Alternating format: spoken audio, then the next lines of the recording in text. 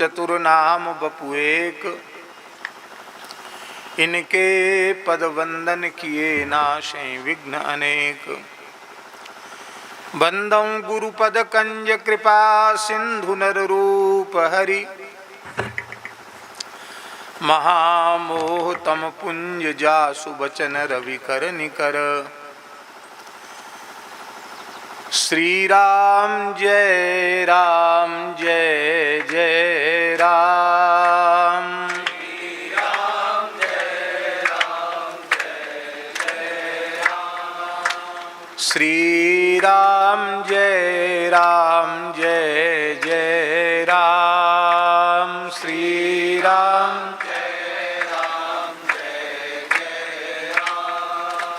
श्री राम जय जय राम। श्री राम जय जय राम। श्री राम जय जय राम।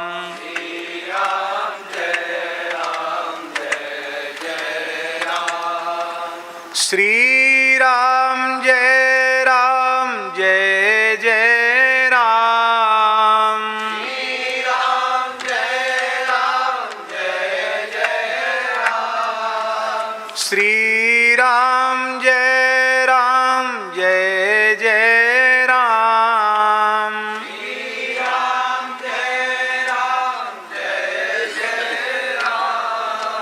श्री राम जय जय राम। श्री राम जय जय राम।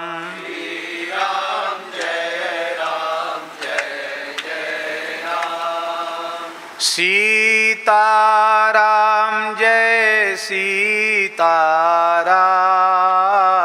सीताराम जय सीताराम। राधे श्याम जय राधे श्याम।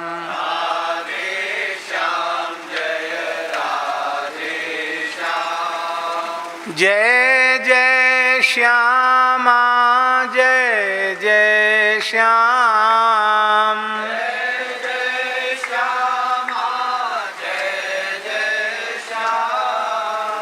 जय जय श्री वृंदावन धाम। जय जय श्री वृंदावन धाम। श्री राम जय जय राम। श्री राम जय जय राम। जय सिया राम जय जय हनुमान। जय सिया राम जय जय हनुमान। संकट मोचन कृपा निधान। संकट मोचन कृपा निधान। श्री गुरु रामानंद भगवान। श्री गुरु रामानंद भगवान। जय गौ माता जय गोपाल। जय गौ माता जय गोपाल। भक्त वत्सल प्रभु दीन दयाल। भक्त वत्सल प्रभु दीन दयाल। श्री राम जय जय राम। श्री राम जय जय राम। श्री राम जय जय राम। श्री राम जय जय राम। श्री वृंदावन बिहारी लाल की जय। श्री यमुना महारानी की जय। श्री गिरिराज महाराज की जय। यज्ञेश्वरी जगत जननी गौ माता की जय। अखिल गोवंश की जय। श्री जड़खोर गोधाम की जय। श्री सूरश्याम गोधाम की जय। श्री पथमेड़ा गोधाम की जय। श्री उत्तर काशी गोधाम की जय। श्री गंगोत्री धाम की जय। श्री यमुनोत्री धाम की जय।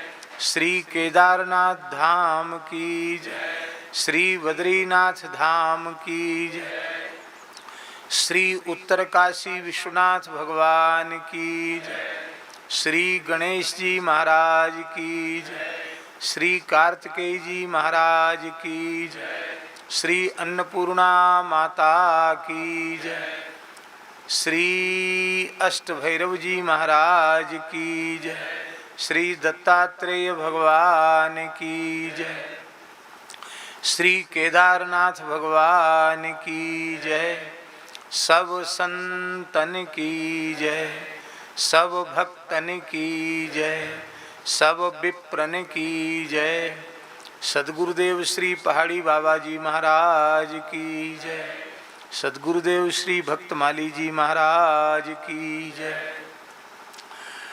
परम पूज्य प्रातः स्मरणीय अनंत श्री समलंकृत श्री धूनी वाले दादाजी महाराज की जय। श्री गौरी शंकर महाराज की जय। श्री हरिहर भोले भगवान जी महाराज की जय। श्री बड़े सरकार की जय। श्री छोटे सरकार की जय। सब संतन की जय। जय जय श्री राधे। जय जय श्री सीताराम। हर हर महादेव। हरिशरणम भक्तवांछा कल्पतरु भक्तवत्सल शरणागत वत्सल। भगवान श्री हरि की महती कृपा करुणा से हम आप सबको मानव जन्म का सर्वोत्कृष्ट फल सत्संग श्री वैष्णव मताब्ज भास्कर नामक ग्रंथ के माध्यम से श्रवण करने का सौभाग्य प्राप्त हो रहा है। उत्तरकाशी जैसी पवित्र दिव्य भूमि, त्रिभुवन पावनी भगवती श्री भागीरथी गंगा का तट और हमारे भारतवर्ष की नर्मदा खंड के सिद्ध संतों की परंपरा में साक्षात भगवान सदाशिव के ही स्वरूप श्री धूनी वाले दादाजी महाराज के परंपरा के वर्तमान पूज्य श्री छोटे सरकार जी हम सबके मध्य विराजमान हैं। आपकी अत्यंत कृपा करुणा है। हम पहले भी कथा में आपका मंगलमय स्मरण कर चुके हैं। हम उनके चरणों में सादर दंडवत प्रणाम नमो नारायण निवेदन करते हैं और यहाँ के विराजमान सभी गुप्त प्रकट सिद्ध संतों को हम प्रणाम करते हैं। श्री कंडार देवता को भी प्रणाम करते हैं, वे यहाँ के क्षेत्राधिदेवता हैं, उनको भी हम प्रणाम करते हैं। आज लगभग 1 घंटा लेट हैं हम लोग। 1 घंटा पहले शुरू हो जाती थी, आज 1 घंटा लेट है, इसलिए केवल नित्य नियम की थोड़ी सी पूर्ति की जाएगी। शुद्धानंद जी आ रहे हैं। केवल नित्य नियम की थोड़ी देर की पूर्ति की जाएगी और बस फिर यहाँ तो निवास ही सत्संग है, यहाँ का निवास भी सत्संग ही है। भागवता केवलाश्च कादाचित्का अपि द्विधा तत्र भागवता बोध्या ये तु ते भगवत्परा। आचार्य चरण श्री रामानंदाचार्य जी महाराज कह रहे हैं,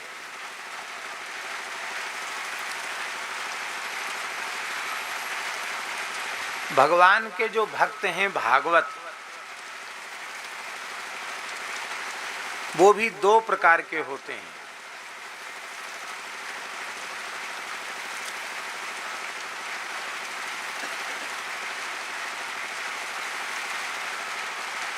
वो भी दो प्रकार, भागवताः च केवलाः कादाचित्काः अपि द्विधा, ये दो प्रकार के होते हैं।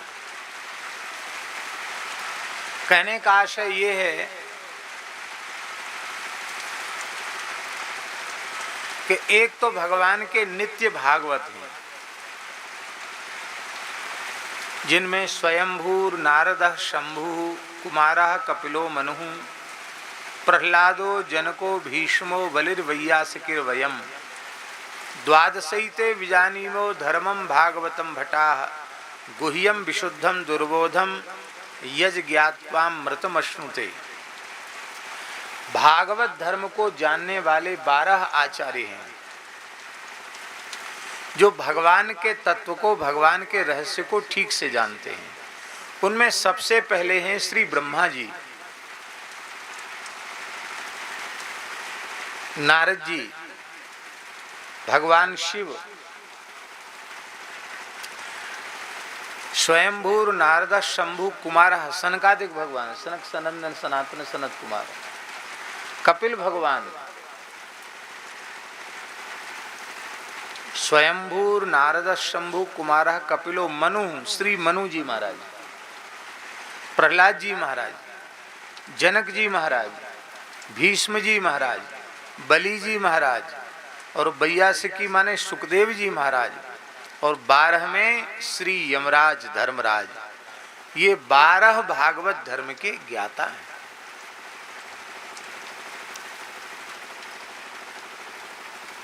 दूसरे एक होते हैं कादाचित मुक्त, जो किसी काल विशेष में जो मुक्त होने वाली आत्माएं हैं, उनको कादाचित मुक्त कहा जाता है। नित्य मुक्त उनका कभी बंधन होता ही नहीं, किंतु ये पहले जो कादाचित मुक्त हैं, ये पहले बंधन में होते हैं और बाद में भगवत शरणागत होकर के साधन करते हैं और मुक्त हो जाते हैं।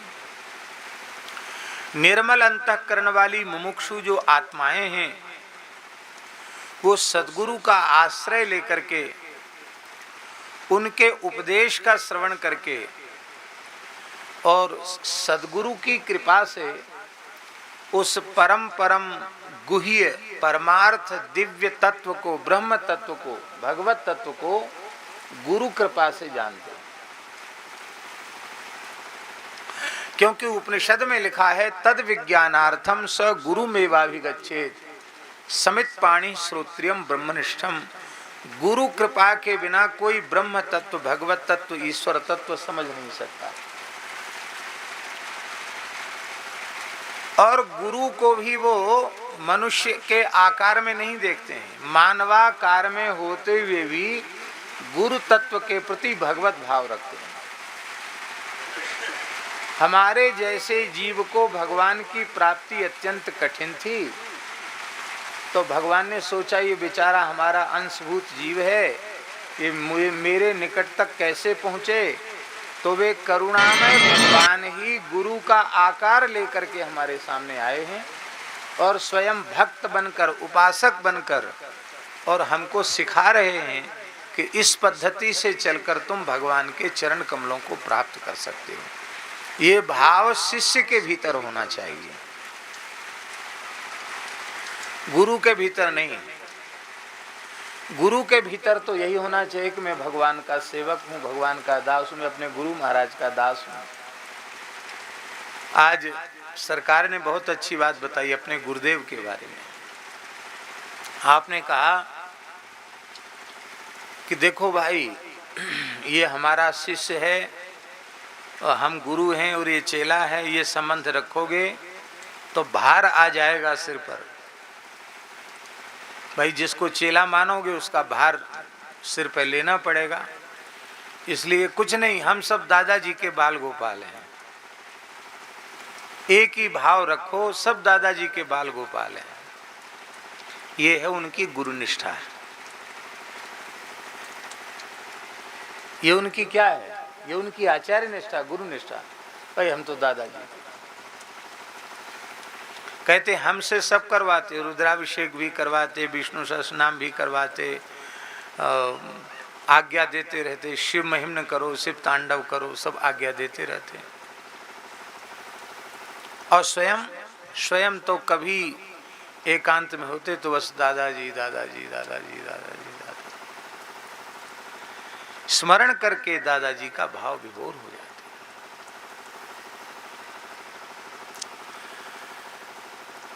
तो जीवन में मानव जन्म की सफलता के लिए सद्गुरु चरणाश्रय अत्यंत आवश्यक। उसके बिना परमार्थ में गति नहीं है। परमार्थ में उसके बिना गति नहीं है।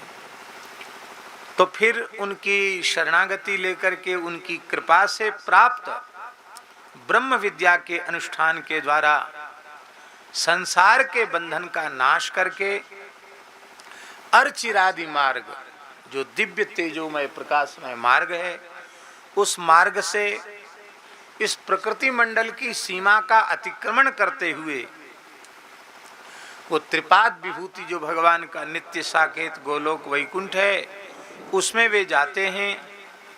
और ऐसे जो मुक्तात्मा हैं उनको कादाचित मुक्तात्मा कहा जाता है।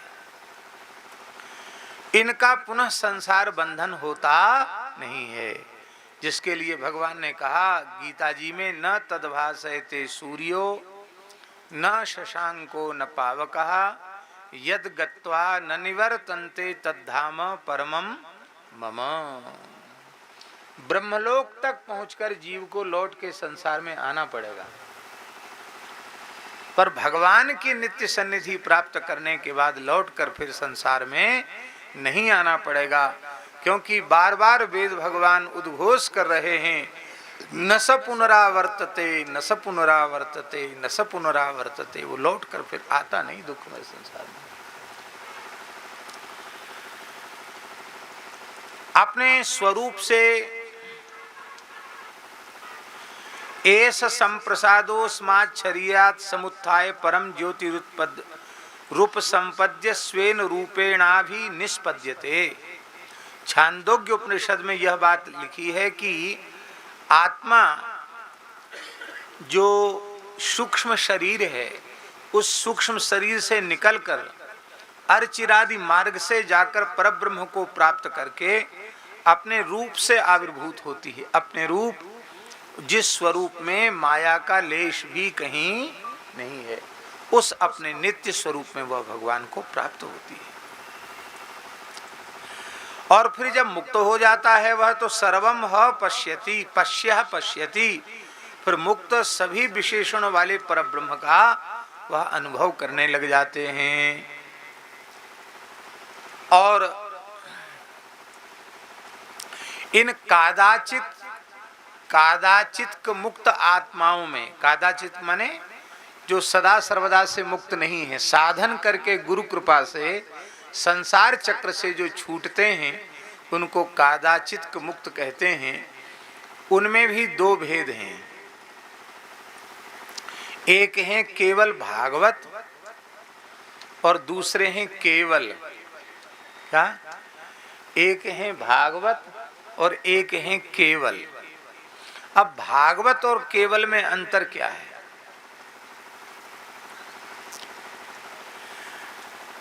अपने आराध्य में परम निष्ठा रखने वाले जो कादाचित मुक्त हैं, उन्हीं को भागवत कहा जाता है। अब आराध्य रूप में श्री सीताराम जी हों, आराध्य रूप में श्री श्याम भगवान हों, आराध्य रूप में चाहे श्री लक्ष्मी नारायण भगवान हों, और आराध्य रूप में चाहे श्री गौरी शंकर भगवान। अपने आराध्य में परम निष्ठा रखने वाले जो कादाचित मुक्त हैं, उन्हें ही भागवत कहा जाता है।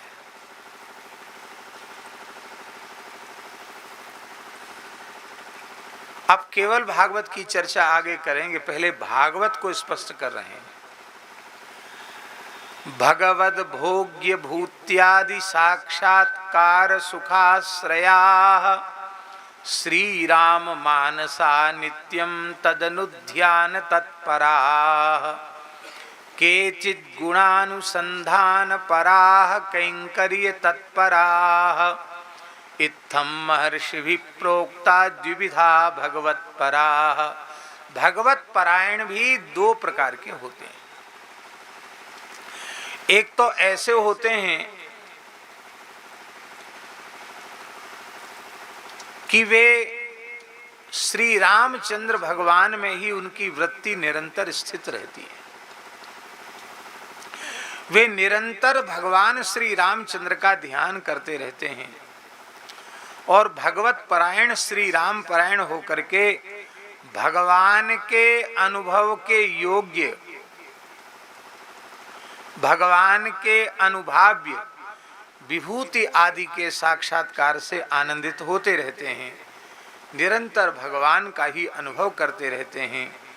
और कुछ ऐसे होते हैं जो भगवान के गुणों का श्रवण करते रहते हैं और गुणों का श्रवण करते करते उन्हें भगवान का साक्षात्कार होने लग जाता है। भगवान के चरित्र, भगवान की लीला, भगवान के गुणों को सुनते सुनते कर्ण रंध्र से भगवान अंतःकरण में प्रवेश करते हैं और डूब करके जो भगवान के चरित्रों को सुनते हैं, उनको ऐसा नहीं लगता कि भगवान की हम कोई किस्सा कहानी कथा सुन रहे हैं, उनको भगवान की अनुभूति होने लग जाती है। ऐसे अनेक उदाहरण हैं। श्रीधाम वृंदावन में परम पूज्य स्वामी श्री अखंडानंद सरस्वती जी महाराज श्री राधा वल्लभ जी के मंदिर का घेरा है, जीवन वल्लभ जी के मंदिर में कथा कह रहे थे और श्री श्री आनंदमयी माँ वो प्रधान श्रोता के रूप में एक छोटी चौकी पर बैठकर श्रवण कर रही थी। माँ श्रवण कर रही थी, स्वामी जी सुना रहे थे और भी कुछ संत बैठे थे। तो एक साधक जो अग्रवाल वैश्य कुल के थे, स्वामी अखंडानंद सरस्वती जी के ही यहाँ निवास करते थे, उन्होंने प्रत्यक्ष देखा स्वामी श्री अखंडानंद सरस्वती जी बाल लीला का वर्णन कर रहे हैं और जो जो लीला का वर्णन कर रहे हैं बाल कृष्ण साक्षात उसी लीला को करके सामने दिखा रहे हैं।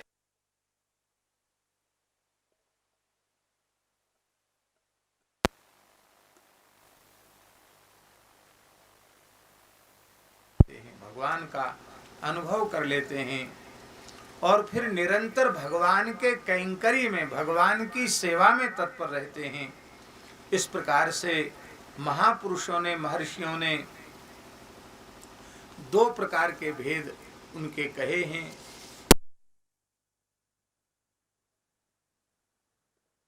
साक्षात्कार से निरंतर आनंदित रहने वाले भक्त, एक भेद ये है, और दूसरा भेद है कैंकर्य निष्ठ, उनकी सेवा में विशेष निष्ठा होती है। हम अपने ब्रज की दो विभूतियों का उदाहरण दें यदि, तो उससे हमारे लिए ज्यादा स्पष्ट हो जाएगा। पूज्य पंडित श्री गया प्रसाद जी महाराज, गिरिराज जी वाले बाबा सरकार, जिनका दर्शन आप लोगों में से संभवतः अनेक लोगों ने किया हो। आपने तो किया उनका दर्शन? नहीं किया। वो इस प्रकार के महापुरुष थे जो भगवत साक्षात्कार से निरंतर आनंदित रहते थे। भगवान का साक्षात्कार होने के कारण वे निरंतर आनंद समुद्र में डूबे रहते थे।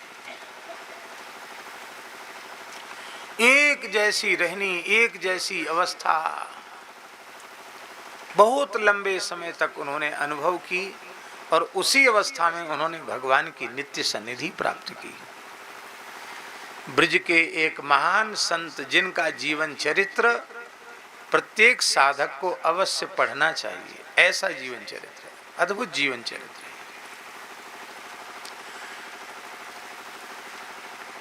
दूसरे होते हैं कैंकर्य निष्ठ, वो विशेष साधना उपासना करते नहीं दिखाई पड़ते, लेकिन निरंतर सेवा में लगे रहते हैं। तो जब कैंकर्य निष्ठ भागवतों का स्मरण करते हैं तो हमें अपने पूज्य गुरुदेव श्री भक्तमाली जी का मंगलमय स्मरण हो आता है। बचपन से लेकर अंतिम क्षण तक निरंतर सेवा ही उनकी साधना थी, और सेवा सबकी सेवा। जब विद्यार्थी जीवन में वे काशी में पढ़ते थे तो उनके एकाध सहपाठी थे वयोवृद्ध, उनसे जब हमने उनका दर्शन किया, उनसे पूछा महाराज जी के बारे में। उन्होंने कहा महाराज जी का पहला घर का नाम पंडित श्री गया प्रसाद जी त्रिपाठी था, तो उनके मित्र तो उसी नाम से बोलते थे। कहते थे श्री गया प्रसाद जी तो पहले भी ऐसे ही थे, हम लोग विद्यालय में पढ़ते थे तो सबकी नंबर लगता था, आज इसकी रसोई बनाने का, आज इसकी रसोई बनाने का, आज इसके बर्तन मांजने का। पर किसी के भी सेवा को, अपनी सेवा तो वो करते ही थे, दूसरों की सेवा भी कर देते थे और उनको पढ़ने का अवकाश दे देते थे। कहते उस समय हम लोग यह अनुभव करते थे कि ये तो मेरी माँ के जैसे,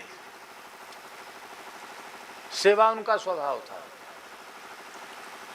और साधु जीवन में कैसी उन्होंने गौ सेवा की, कैसी संत सेवा की, कैसी ठाकुर सेवा की, अपने गुरु महाराज की कैसी सेवा की, उसको समझने के लिए एक बार सद्गुरु चरितामृतम पढ़ना चाहिए। सवेरे स्नान आदि करके 5 बजे महाराज जी रसोई बनाने लग जाते थे, सवेरे 5 बजे भोर में, और 7:30 बजे तक ठाकुर जी के थाल पहुंच जाता था भोग, दाल भात फुल्का साग, कभी कुछ बदल के भी बनाते, अकेले, किसी को नहीं कहते तुम हमारे साथ लग जाओ, और अपने बस भगवत गुणगान करते रहते, कीर्तन करते रहते, बनाते रहते। और 8:30-9 बजे तक 35-40 संतों को, विद्यार्थियों को पवा देते थे, बनाना भी, परोस के पवाना भी, बैठे बैठे सबको पवा देते। हम लोग कहते महाराज जी आप पा लीजिए, तो महाराज जी कहते कि पंडित जी ये द्रौपदी की बटलोई है, हम पालेंगे तो सब भूखे रह जाएंगे, और हम जब तक नहीं पाएंगे तब तक चाहे जितने लोग चले आवें सब प्रसाद पालेंगे, सब पेट भर के पालेंगे, कोई भूखा नहीं रहेगा। और हम पहले पालें खा लेंगे तो कोई ना कोई भूखा रह जाएगा।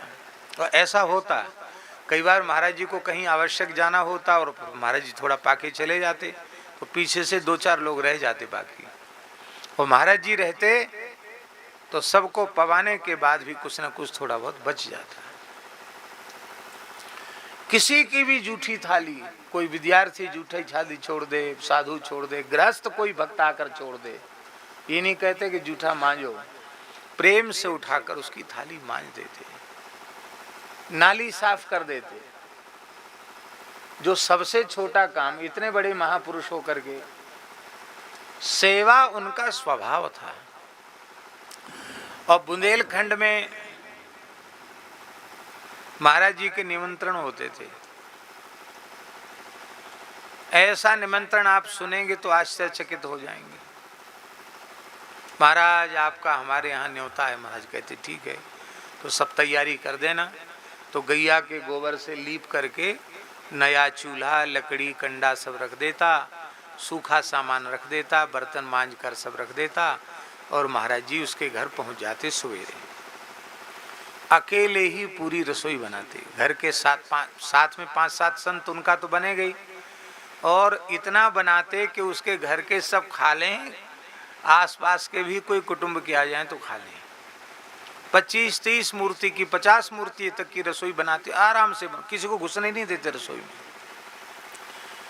अब फिर सब संतों को पवा के बोले अब हम इनको पवाएंगे, हम पीछे पाएंगे तो उनको संतोष नहीं होगा, तो हम लोगों को परोसने के बाद फिर खुद बैठ जाते हैं। तो जिसके यहाँ न्योता होता तो सवेरे से लेके शाम तक उसी के यहाँ महाराज जी का समय बीत जाता।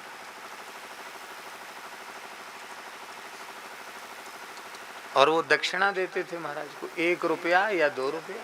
बोलो वृंदावन बिहारी। उस समय चलती थी, ये भी दक्षिणा चलती थी। हम लोगों को 25 पैसा दक्षिणा में मिलता था। 25 पैसा, कहीं 50 पैसा मिल गया दक्षिणा में तो सोचते थे कि भाई बड़ा ऊंचा भगत है, 50 पैसा दे दिया। ऐसी हालत थी। भगवत कैंकर्य में उनकी दृष्टि में भगवान को छोड़कर दूसरा कुछ था ही नहीं। इसलिए किसी भी प्राणी की सेवा वे भगवान की सेवा मानकर ही करते थे। फिर गौ ब्राह्मण संत अतिथि इनका तो कहना ही क्या है। तो कुछ महापुरुष कैंकर्य निष्ठ होते हैं जो निरंतर भगवान का और भगवान के भक्तों का कैंकर्य करना चाहते हैं।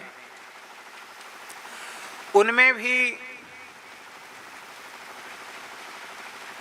द्विविधा केवला बोध्या दुखा भावैक तत्परा आत्मानुभूति परमा इति चोक्ता महर्षि भी। आचार्य चरण कह रहे हैं कि जो केवल, 2 भेद के, एक भागवत और एक केवल। तो केवल जो भगवान के भक्त हैं वो भी 2 प्रकार के होते हैं।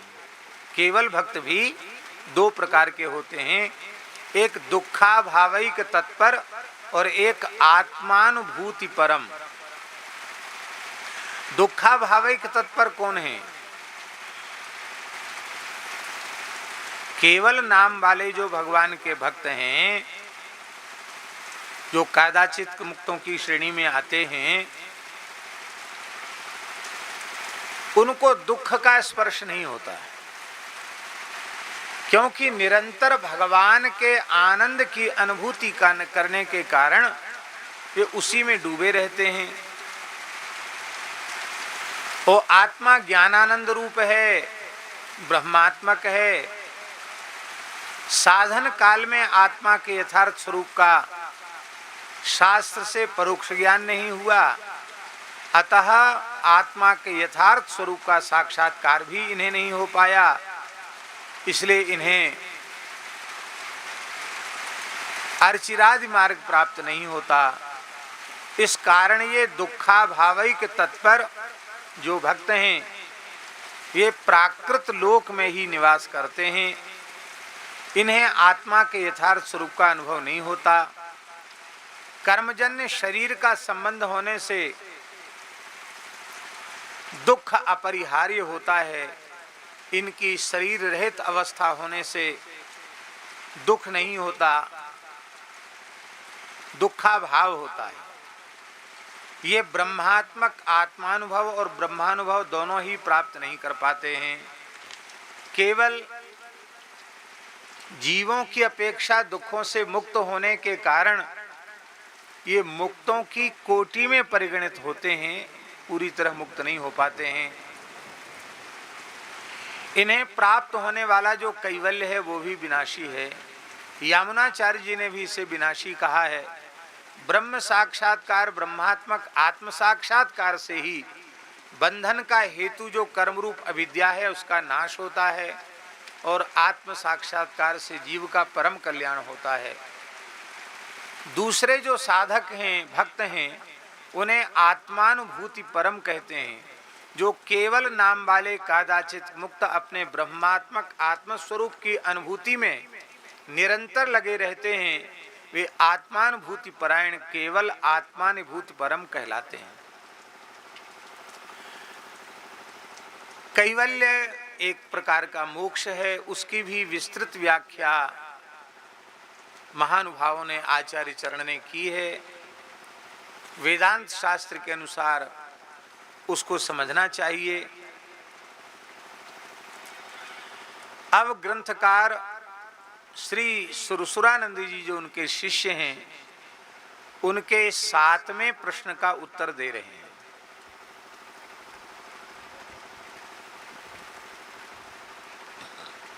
समुच्यते संप्रतिलक्षणं सन्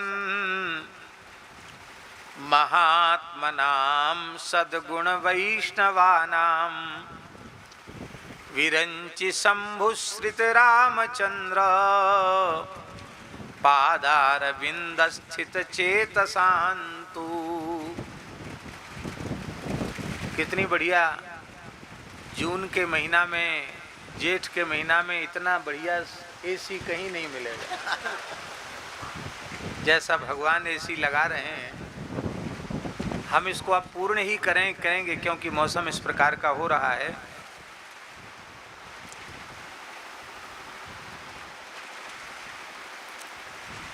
संप्रति विरंचि शंभुश्रित रामचंद्र पादारविंद स्थित चेतसाम सद्गुण वैष्णवानां महात्मनां सत्लक्षणं समुच्यते। खूब जोर की हवा है, वाह।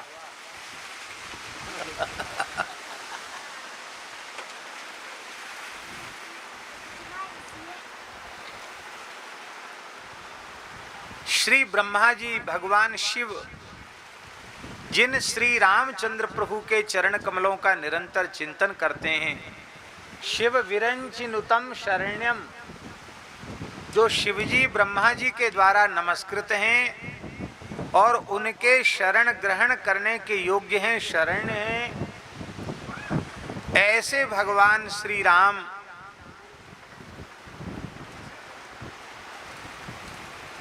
हम इसको पूर्ण कर देते हैं। शिव विरंचिनुतम शरण्यम, ऐसे जो शरण्य भगवान हैं,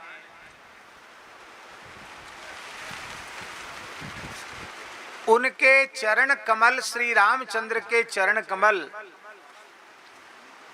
कोई बात नहीं, श्री रामचंद्र के चरण कमल जिन महात्माओं के अंतःकरण में निरंतर प्रतिष्ठित रहते हैं, उन महात्माओं के लक्षणों का वर्णन अब आचर, क्योंकि सुरसुरानंद जी ने पूछा था उनके लक्षण क्या हैं, तो उनके लक्षणों का वर्णन अब किया जा रहा है। अब उन लक्षणों की चर्चा हम कल करेंगे, क्योंकि भगवान कह रहे हैं कि इतना ही ठीक है। श्री धुनी वाले दादाजी की माई मेरे श्याम लगो